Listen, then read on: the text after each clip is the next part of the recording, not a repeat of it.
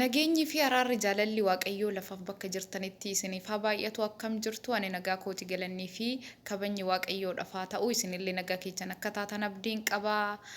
Innaa harri wannan jechuu barbaade ijoollee baay'ee samoona kana hojjechiistuu keenyatti birrii ol keenyee nu dhorkatte jedhanii gizee bu'aan argina. Sijjammar hojjechiistuun keenya hojjechiistuu keenya malee maallaqa qabduu keenyaa miti yookaan immoo baankii keenyaa miti jechuudha. Wanta isaan si jaalannaa akkan tala koottas ilaalaa akka obboleettii koottas ilaalaa akka maatii koottas si jaaladha waan isaan nuun jedhaniif qofa dhugaa isinitti fakkaatiin kan isaan nu jaalatan guyyaa nuti fayyaa qabnu yoo hojii isaanii qajeelummaatti hojjenneef yoo ergaa isaan nu ergan bakka waan isaan nurraa barbaadessan qofa yoo guunneefidha kan isaan nu jaalatan kanarraa kana fe'umtu hin jiru si jaalatti eeyyee jaaladhu atis nama jibbi kan jedhu hin jiru waan ta'eef jechuudha garuu dhibbaan dhibbatti amani birrii bira kaa'e jedhee ani nama gorsu jechuudha jaalala yoo ta'e immoo haadha keenya abbaa keenya obboleewwan keenya irra darbee immoo dhala keenya iyyuu kan gannee biyya namaa keessa jirru baay'eetu jira waan ta'eef dhugumatti dhibbaan dhibbatti akkasitti irratti of amantanii of hin gatinaa birrii keessanirree biran ol kaa'ina ofii keessanii qabadhaa yoo hin taane ta'e immoo ji'a biyya keessanitti ergadhaa. Ani waan na mudatan isinitti himaa gizee kooroonaa san Dubaayitti jechuudha hojjechiistuun koo jechuudha ati hojjettuu koo miti obboleettii kooti naan jetti dhugaa isiniin jedha innaa anillee dhuguma natti fakkaata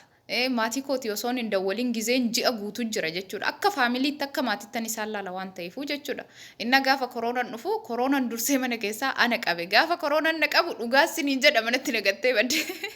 ijoollee ishee fudhattee abbaa manaa ishee fudhattee hin badde nagattee mana keessatti qophaa koo jechuudha inna bakka baay'een dhukkubsadhe dhugaa dubbachuu fi dawwalanii silkiidhaan gijimbila dhugee akkas godhi naan jedhu gaafa guyyaa arfaffaa jechuudha manatti nagatanii deemanii gaafa guyyaa arfaffaa mataa koo ol qabadhee lafa ol jechuun nadhabe intalli eessuma kootii beeruut jirti turte viidiyoo koolii halkanii guyyaa na takataattalti innaa gaafa guyyaa shanaffaatti kanan ce'u natti fakkaate xiqqoo ishii amma tokko tashaashalaa dhufe yookaan waan dhiyyeessaa jira waan ta'eefu naffayyee gaafa nani fayyu sana torbaniin booda jechuudha. Gaafa nafayyu sana gara mana isaaniitti hin dhufan isaanillee silkiin na hordofaa turan waan ta'eef hin dhufani sa'aatii isaan dhufassanitti shaanxaa koo qopheeffadhee masalaama jedhee biraa deemee jechuudha ani jaalalli isaanii akkana ammana jechuudha kan amanamummaadhaniin amanamanis inuma jiru namni hundi badaa miti hin jedhu ani garuu immoo yaw dhibbaan dhibbatti itti of hin amaninaa isiniin jechuun barbaada malee kan gaarummaa qabanis guutan inuma jiru. Akkasii chaayinaaliin kiyya kun immoo addisiidha sabiskiraayibii laayik sheer gochuun na jajjabeessaa laayifii irree na seessisaan jiru veerifaayinaa ta'uu didee lakkoofsa gizeen itti naqee koodii ja'a sana naaf fidu warri kana dura kan akkanaa isin mudate jirta yoo ta'e koomentii jalatti furmaata isaa naaf kaadha. Innaa na jajjabeessaa isiniin jedha warri akka kiyyaa mana namaa keessa hojjettan kunoo ilaa akkuma argitan kana yuunifoormiidhaan akkuma dhooletti akkuma hojjechaa turetti sa'aatii argadheerraa sa'aatiidhuma xiqqoon qabu keessaan viidiyoo kana waraabaa jira warri akka kiyyaa dhiphina keessatti osoo isinitti mijatii waraabdan jabaadhaa fuuldurri keenya